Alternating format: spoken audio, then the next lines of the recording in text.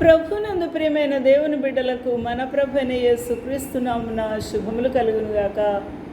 ఈ యొక్క దినమందు దేవుని యొక్క వాక్య ధ్యానము కొరకు పరిశుద్ధ బైబిల్ గ్రంథంలో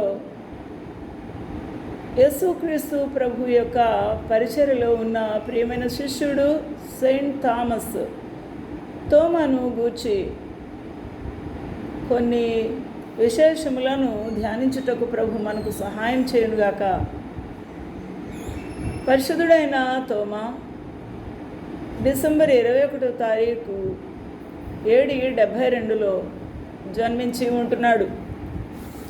అయితే ఆయన గలిలియా ప్రాంతమైన ఇశ్రాయేలు దేశంలో జన్మించి ఉంటున్నాడు.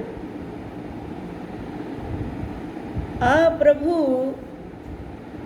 గలిలియా సముద్ర తీరముల్లో వెళ్తూ తన యొక్క శిష్యులను పిలుస్తూ ఉన్నాడు.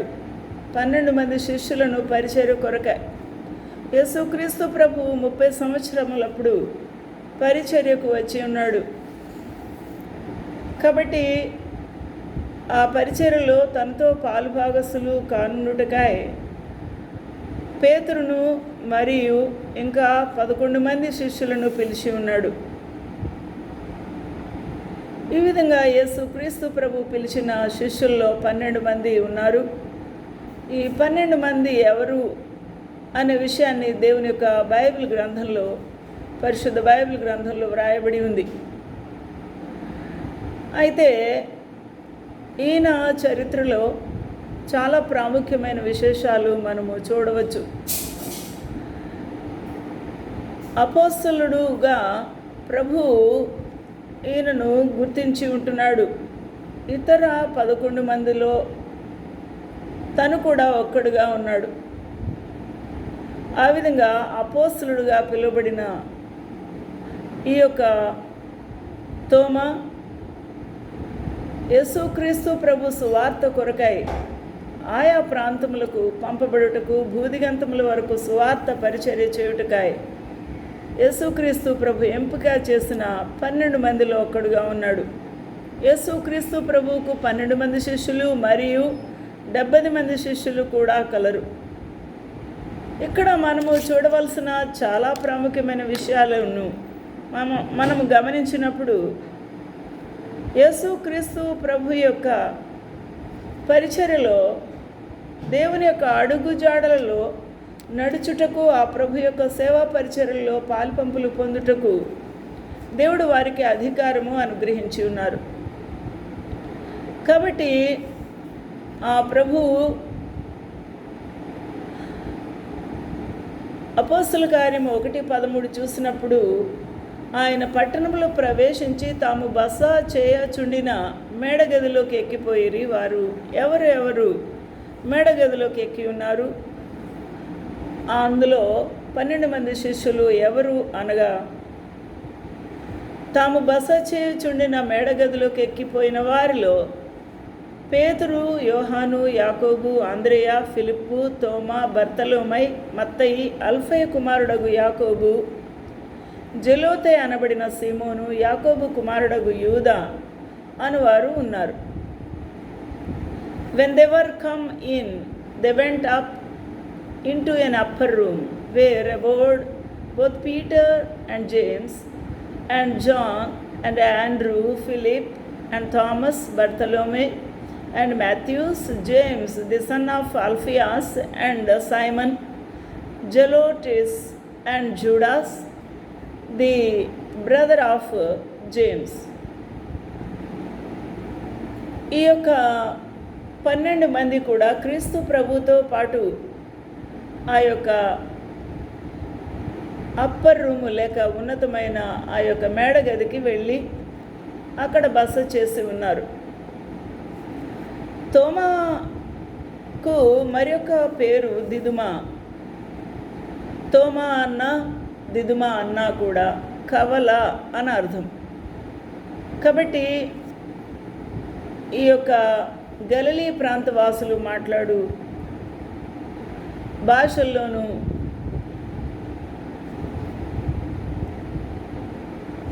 ఇతరులకు అర్థమయ్యే రీతిలో ఈ యొక్క ద్విమనస్కుడు అయిన తోమా గురించి ఆ పేరు సంబోధిస్తూ ఉంది. కాబట్టి యేసుక్రీస్తు ప్రభు పరిచర్యలో భాగంగా అనేకమైన సూచక్రియలు, అద్భుత క్రియలు ప్రభు చేస్తున్నారు. అందులో ఒక మహత్కరమైన కార్యం ఏమనగా 4 దినముల ముందే చనిపోయిన లాజరును లేపుట. యేసుక్రీస్తు ప్రభు చాలా దూరంలో ఉన్నారు. ఆ ప్రభువుకు కబురు వచ్చింది, లాజరు, మార్తా, మరియల సహోదరుడు చనిపోయినట్టు. అయితే యోహాను సువార్త 11వ అధ్యాయంలో 14వ వచనంలో యేసు, లాజరు చనిపోయినాడు, మీరు నమ్మునట్లు నేను అక్కడ ఉండలేదని మీ నిమిత్తము సంతోషించున్నాను. ఎవరి నిమిత్తము? శిష్యులు యేసుక్రీస్తు ప్రభు చనిపోయిన వారిని కూడా లేపగలడు అని, ఆ పునరుత్థాన శక్తి ప్రభులో ఉన్నది అని శిష్యులు గ్రహించినట్టుగా ప్రభు దూరంగా ఉన్నాడు. మీరు నమ్మనట్టు నేను అక్కడ ఉండలేదని మీ నిమిత్తము సంతోషించున్నాను, అయినను అతని వద్దకు మనం వెళుదాము రండి అని స్పష్టంగా వారితో చెప్పినప్పుడు, అందుకు దిదుమా అనగా తోమా, దిదుమా అనబడిన తోమా ఆయనతో కూడా చనిపోవుటకు మనము వెళుదామని తన తోడి శిష్యులతో చెప్పాను. ఎక్కడికి వెళ్దామని ప్రభు చెప్తూ ఉన్నారు? చనిపోయిన లాజరు వద్దకు, ఆ ఇంటికి వెళ్దాము అని అంటున్నాడు. అంటే చనిపోవుటకు మీరు నాతో రండి అని చెప్పలేదు యేసుక్రీస్తు ప్రభు. కానీ ఆ విధమైన సందేహముతో, ఆ విధమైన విమర్శతో ప్రభువు మనల్ని కూడా తీసుకుని వెళ్దాము అని అంటున్నాడు. అంటే చావడానిక లాజరుతో అన్నట్టు అర్థమిస్తూ ఉన్న మాట మాట్లాడి ఉన్నాడు. అందుకు యేసుక్రీస్తు ప్రభు వారి యొక్క హృదయము ఎరిగిన వాడై వారిని తీసుకొని వెళ్ళినప్పుడు, చనిపోయిన లాజరు ఉన్న సమాధి వద్దకు వెళ్ళినప్పుడు, అక్కడ అద్భుతం చేసినప్పుడు ఆశ్చర్యపడ్డారు. యేసుక్రీస్తు ప్రభు అద్భుతమైన విషయం జరిగించి ఉంటున్నాడు. అక్కడ ఆ జీవ మరణముల యొక్క శక్తి ప్రభు చేతిలోనే ఉన్నదని రుజువు చేసి ఉన్నాడు. పునరుత్థానము జీవము నేనే అని కూడా రుజువు చేసి ఉన్న ప్రభువు, మహాప్రభు. హల్లెలూయా, దేవునికి మహిమ కలుగునుగాక. ఇక్కడ యేసుక్రీస్తు ప్రభు యొక్క సహోదరి మార్త ఏడుస్తూ, నా సహోదరుడు చనిపోయాడు, నీవిక్కడ ఉంటే నా సహోదరుడు బ్రతికి ఉండును అనినప్పుడు యేసుక్రీస్తు ప్రభు చెప్పిన మాటను మనం గ్రహించినట్టయితే, నీవు ప్రేమించిన లాజరు చనిపోయాను అని అన్నప్పుడు ప్రభువు కూడా కన్నీరు కార్చున్నాడు. మానవ హృదయము కలిగిన యేసు. కాబట్టి అతడు నిద్రించుచూ ఉన్నాడు, అతడు బాగుపడును అన్నాడు ప్రభు. ఆ మాట చెప్పిన తర్వాత మన స్నేహితుడైన లాజరు నిద్రించుచున్నాడు, అతని మేలుకొల్ప వెళ్ళుచున్నానని వారితో చెప్పినప్పుడు వారికి విశ్వాసము కుదరలేదు. యేసు అతని మరణమును గూర్చి ఆ మాట చెప్పెను, కానీ వారు ఆయన నిద్ర విశ్రాంతిని గూర్చి చెప్పెను అనుకున్నారు. అయితే యేసు లాజరు చనిపోయాను, మీరు నమ్మునట్లు నేను అక్కడ ఉండలేదని చెప్పి ఉంటున్నాడు. అయితే యేసు వచ్చి ఇదివరకే 4 దినములు సమాధిలో ఉండనని తెలుసుకొని, బేతనియా యెరూషలేమునకు సమీపంగా ఉంది కాబట్టి దానికి ఇంచుమించు కోసెడు దూరము కనుక యూదుల్లో అనేకులు వారి సహోదరుని గూర్చి వారిని ఓదార్చుటకై వారింటికి వచ్చారు. అయితే మార్తా యేసుతో, ప్రభువా నీవు ఇక్కడ ఉండిన ఎడల నా సహోదరుడు చావకుండును అని చెప్పినప్పుడు, యేసు నీ సహోదరుడు మరలా లేచునని ఆమెతో చెప్పి ఉన్నాడు. దేవునికి స్తోత్రములు, హల్లెలూయా, దేవునికి మహిమ కలుగునుగాక. ప్రభు శక్తి కలిగిన దేవుడు, పునరుత్థాన శక్తి కలిగిన దేవుడు. మార్త పునరుత్థానమందు ఆయన లేచును అని నేను ఎరుగుదును అని సమాధానం చెప్తుంది. అందుకు యేసు పునరుత్థానము జీవము నేనే అన్నాడు. హల్లెలూయా. పునరుత్థానము జీవము. ఇక్కడ తోమా గనుక ఆ ప్రశ్న వేయకపోతే మనము చనిపోవడానికి వెళ్దాము అని వారు సనుగినట్టుగా మాట్లాడుతూ కామెంట్ చేసినప్పుడు ప్రభువు వారి విశ్వాసమును బలపరచుటకు, వారికి ఉన్న అనుమానమును తీర్చుటకు ఆ ప్రభు ప్రయత్నము చేసి ఆ యొక్క పునరుత్థానం గురించి వివరిస్తూ ఉన్నాడు. అందుకు యేసు పునరుత్థానమును జీవము నేనే, నాయందు విశ్వాసముంచువాడు చనిపోయినను బ్రతుకును. నాయందు అనగా యేసుక్రీస్తు ప్రభునందు ఎవరైతే విశ్వాసం ఉంచుతున్నారో వారు చనిపోయినా బ్రతుకును. హల్లెలూయా. అనగా మరణం మీద ప్రభువుకి ఏముంది? అధికారం ఉంది. బ్రతికి నాయందు విశ్వాసం ఉంచువాడు ప్రతివాడు ఎన్నటికీ చనిపోడు. నా ప్రియమైన వాళ్ళారా, యేసుక్రీస్తు ప్రభు నామమును విశ్వాసం ఉంచి ఆయనను అంగీకరించిన వాడు ఒకరు చనిపోయినా కూడా ఎన్నటికీ కూడా మరణం పొందడు, ఎన్నటికీ చనిపోడు. కాబట్టి నాయందు విశ్వాసం ఉంచువాడు ఎన్నటికీ మరణము పొందడు. ఎన్నటికీ మీన్స్ ఎవర్ అండ్ ఎవర్. ఈ మాట చాలా అద్భుతమైన మాట. Whosoever liveth and believeth in me shall never die. Never means forever and ever. And believes thou this. ఇది నీవు నమ్ముతున్నావా? నా యందు విశ్వాసం ఉంచేవాడు ఎన్నటెన్నటికీ చనిపోడు అనే మాట అది ఆత్మకు సంబంధించింది. ఈ శరీరము కేవలము 100 సంవత్సరముల లోపు వరకే ఇది క్షయమైపోతుంది. కానీ అక్షయమైన జీవితము అంతరంగంలో ఉన్న ఆత్మ సంబంధమైనది. కాబట్టి యేసుక్రీస్తు ప్రభు నామమునందు విశ్వాసం ఉంచి ఆయనను అంగీకరించిన వాడు ఎన్నటెన్నటికీ చనిపోడు అని ఆత్మ గురించి ప్రభు తేటగా చెప్పి ఉన్నాడు. హల్లెలూయా. దేవునికి మహిమ కలుగునుగాక. ఆ విధంగానే యేసుక్రీస్తు ప్రభు ఆ సమాధి వద్దకు వచ్చి అక్కడ యేసుక్రీస్తు ప్రభు కూడా కన్నీళ్లతో విలపిస్తూ ఉన్న సహోదరీలు మరియా మార్తలతో కూడా కన్నీళ్లు విడిచెను. యోహాను సువార్త 11వ అధ్యాయంలో చూస్తున్నాము ఈ యొక్క సంగతి. యూదులు అతన్ని ఎలాగో ప్రేమించను అని చెప్పుకుంటూ ఉన్నారు. ఆ విధంగా అయినప్పుడు ప్రభు సమాధి వద్దకు వచ్చాను. అది గుహ, దాని మీద ఒక రాయి పెట్టి ఆ ద్వారం మూసివేయబడి ఉన్నను. యేసు రాయి తీసివేయడం చెప్పగా చనిపోయి 4 దినములైంది. ఇక ఆ వాసన తట్టుకోలేమని చెప్పినప్పుడు యేసుక్రీస్తు ప్రభు నీవు నమ్మిన ఎడల ఇక్కడ ఎవరు నమ్మాలి? మార్త నమ్మాలి, అక్కడ శిష్యులు నమ్మాలి, అక్కడ ప్రజలు నమ్మాలంటే నువ్వు నమ్మిన ఎడల. కాబట్టి నువ్వు నమ్మిన ఎడల దేవుని మహిమను చూస్తావు. అపనమ్మకం మన హృదయంలో ఉంటే నువ్వు దేవుని యొక్క మహిమను చూడలేవు. నా ప్రియమైన వాళ్ళారా, యేసు చెప్పిన మాట నీవు నమ్మిన ఎడల, నువ్వు నమ్ముతున్నావా అని చెప్పినప్పుడు అక్కడ ఎంత మంచి మాట, ఎంత అద్భుతమైన సంగతి చూస్తున్నాము. వారు అంతటా వారు ప్రభు మాటకు విశ్వాసం ఉంచిన వారు. ఆ యొక్క మార్త కూడా వారు ఆ రాయి తీసివేసిరి. యేసు కన్నులు పైకెత్తి తండ్రి నీవు నా మనవి వినినందున నీకు కృతజ్ఞతాస్తుతులు చెల్లించుచున్నాను. ఏది మనవి?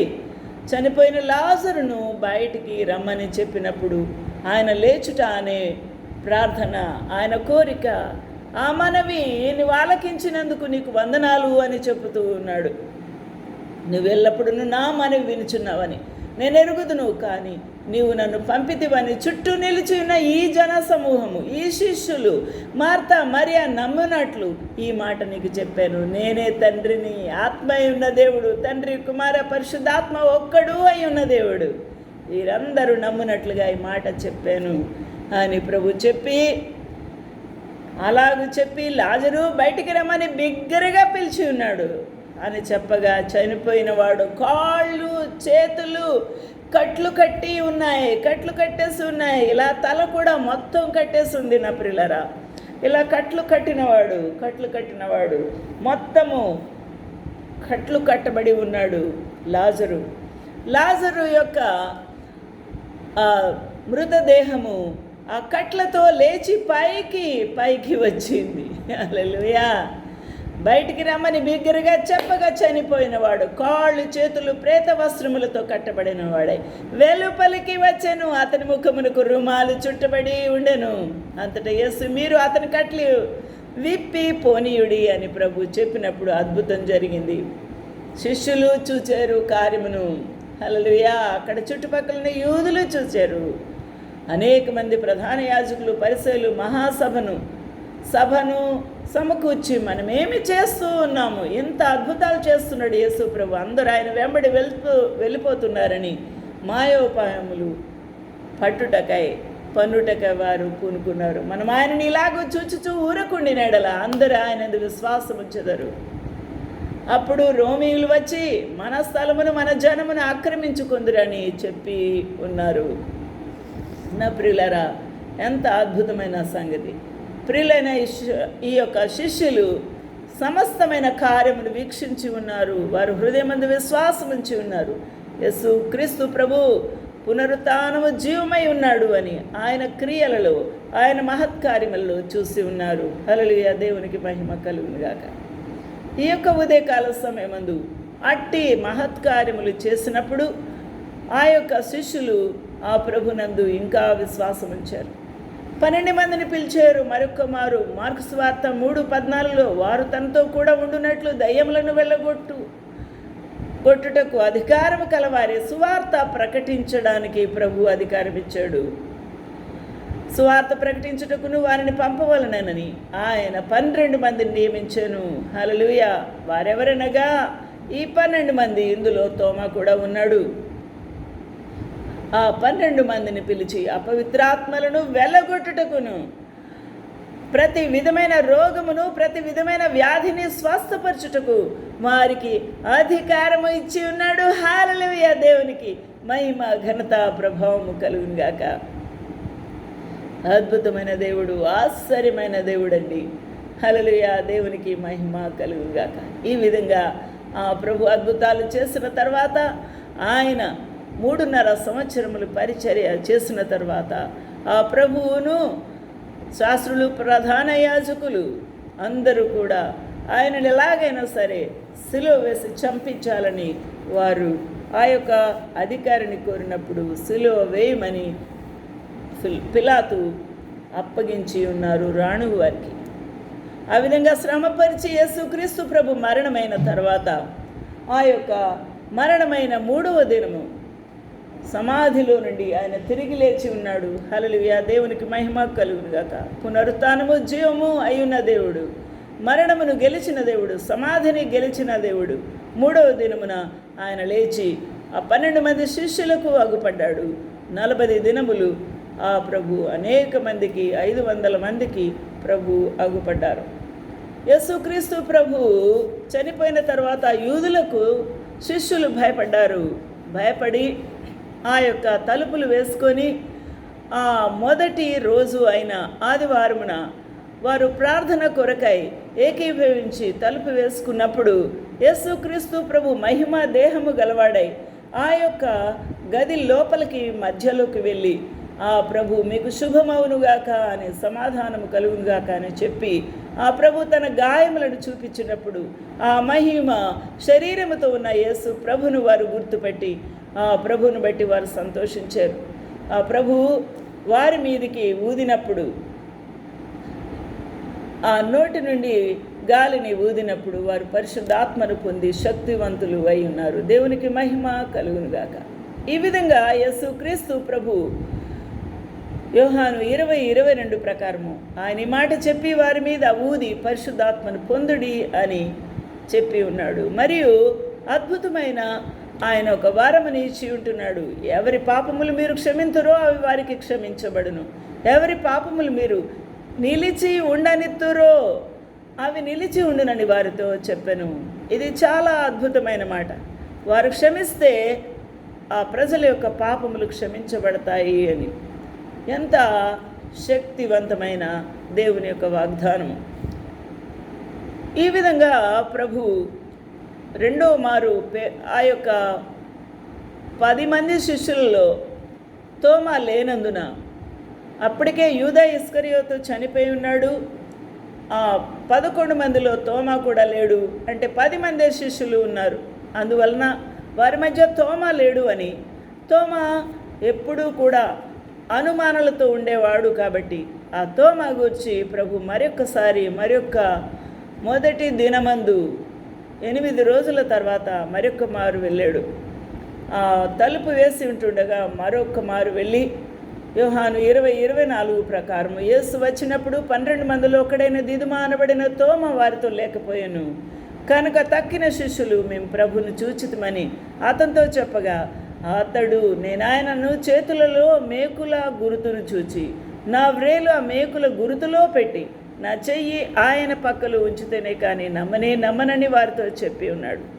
నా ప్రియమైన వార్లారా, ఇక్కడ మనము తోమాను ఎప్పుడు కూడా అనుమానాలు కలవాడు, ప్రశ్నలు వేసేవాడే అని మనం గుర్తించి మనం మాట్లాడతాం. కానీ ఆ అనుమానములో తనకున్న ఆ యొక్క అనుమానము, ఆ డౌట్ని బయటికి ధైర్యంగా అడిగి తెలుసుకునేవాడు తోమా.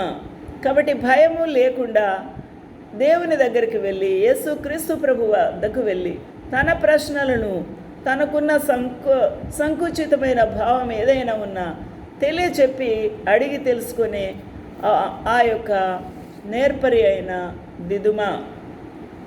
అయితే ఆయన అడిగిన ప్రశ్నలు నమ్మను అని శిష్యులతో చెప్పినప్పుడు శిష్యులు మౌనం ఉన్నారు. అయితే యేసుక్రీస్తు ప్రభు మనుషుల ఆంతర్యములను ఎరిగినవాడు కాబట్టి, హృదయముల రహస్యములు ఎరిగినవాడు కాబట్టి, తన ప్రియమైన శిష్యుల్లో ఒకడైన తోమాకు కూడా ఈ అనుమానం ఉంది కాబట్టి ఆయన అనుమానము తీర్చితేనే ఆయన బుదిగంతముల వరకు వెళ్ళి అందరితో పాటు, అనగా 11 మంది శిష్యులతో పాటు వెళ్ళి సువార్తను ప్రకటించగలడు. కాబట్టి ఈ అనుమానము తీర్చవలసిందే అని ఆ ఒక్కని కొరకు మరొక్కసారి వెళ్ళి ఉంటున్నాడు. అటు తర్వాత 8 రోజులు అయిన తర్వాత ఆయన శిష్యులు మరలా లోపల ఉన్నప్పుడు యోహాను 20:26 తోమ వారితో కూడా ఉన్నాడు.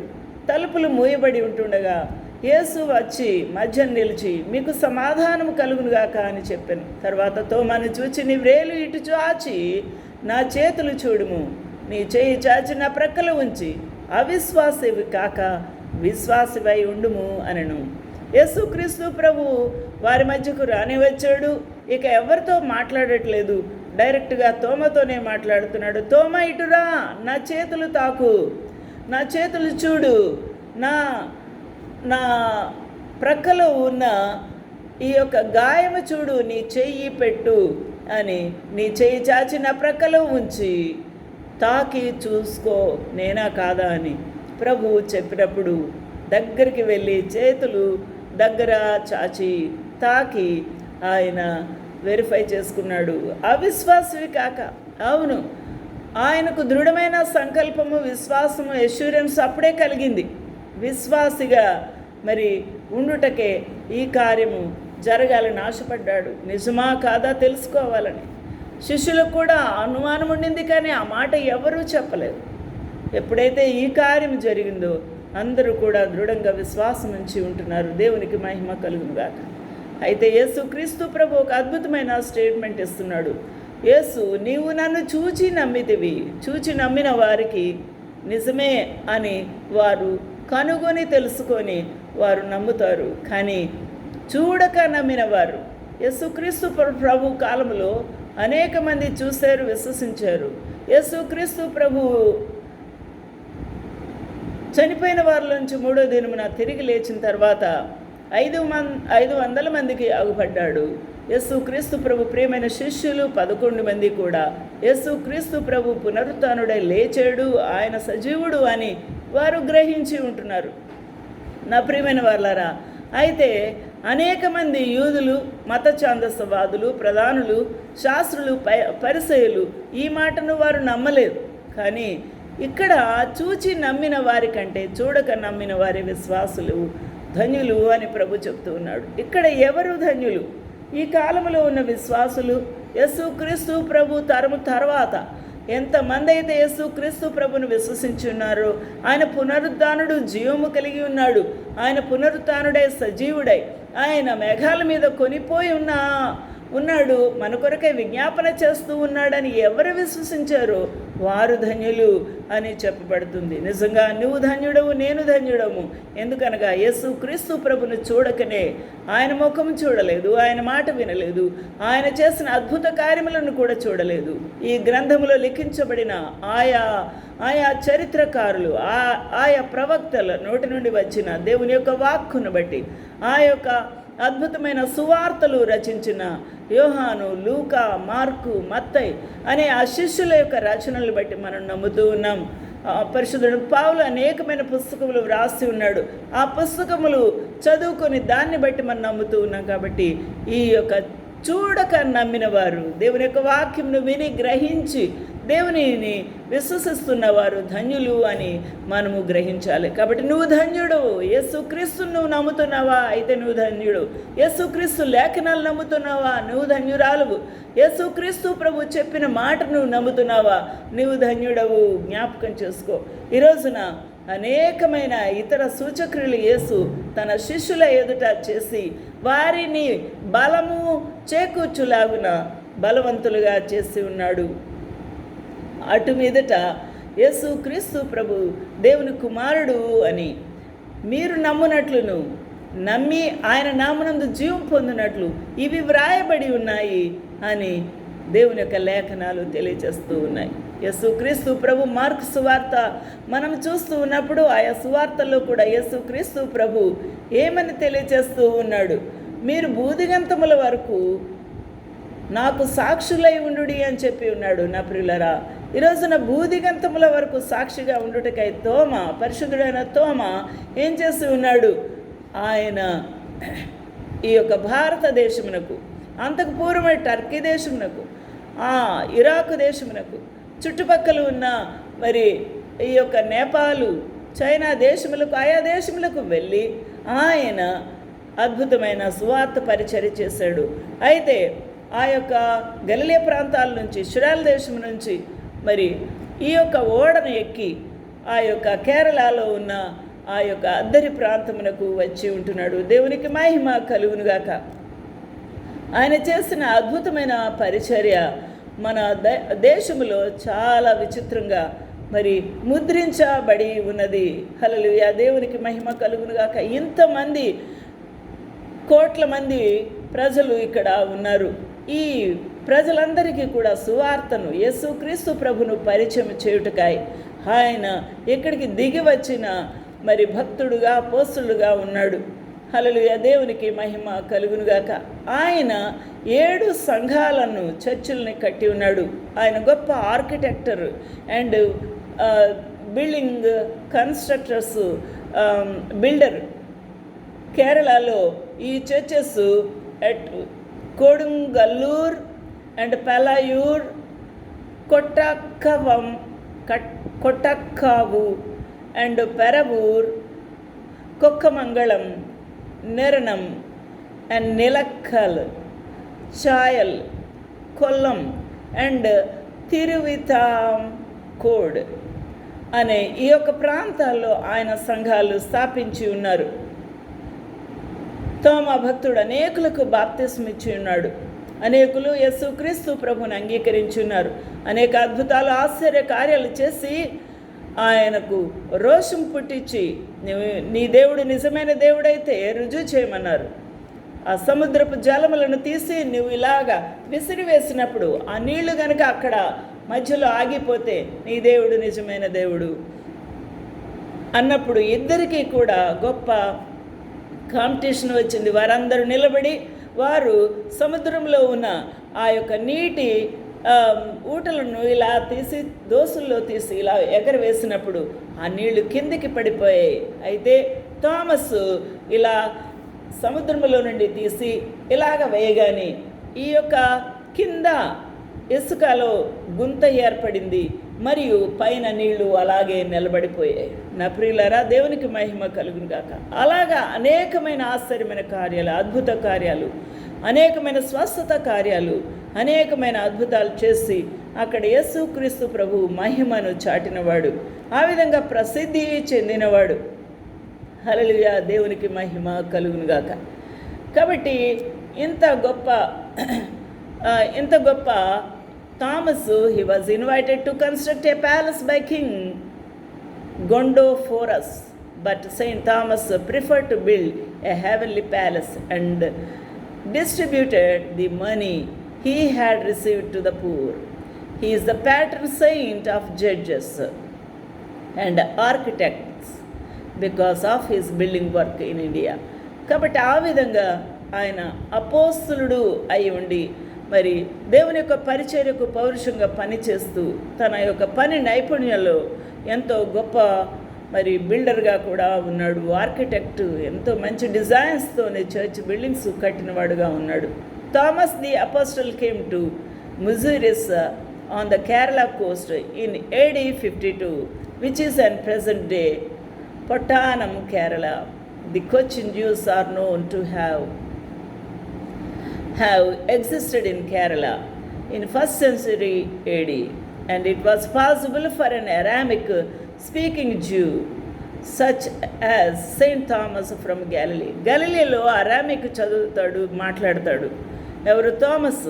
కాబట్టి ఆ ప్రాంతం నుంచి వచ్చిన అరామిక్ మాట్లాడగలిగే యూదులు ఆ ప్రాంతంలో ఉన్నారు. కాబట్టి కేరళలో కొచ్చిన్లో ఉన్నప్పుడు వారి వద్ద దేవుని యొక్క పరిచర్య చేశారు. హల్లెలూయా, దేవునికి మహిమ కలుగునుగాక. ఈ విధంగా తన పరిచర్య విస్తరించబడింది.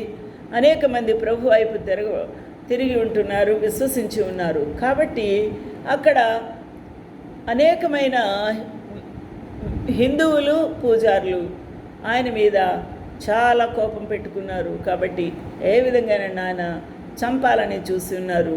కాబట్టి రహస్యముగా ఆ మౌంట్ థామస్ అనే ప్రాంతము కొండలో ఆయనను వెనక నుంచి వచ్చి ఆయన డీకాపిటేట్ చేసి బళ్ళెముతో ఈటతో చంపి ఉన్నారు. నా ప్రియులారా, ఇప్పటికి ఇంకా రక్తం అడుగుల్లో నుంచి దేవునికి మొర్ర వెళుతూనే ఉంది. అక్కడ చేసిన అనేకమైన ప్రార్థనలు ఇంకా మన కొరకు విజ్ఞాపన చేస్తూ ఉన్నాయి. దేవునికి మహిమ కలుగునుగాక.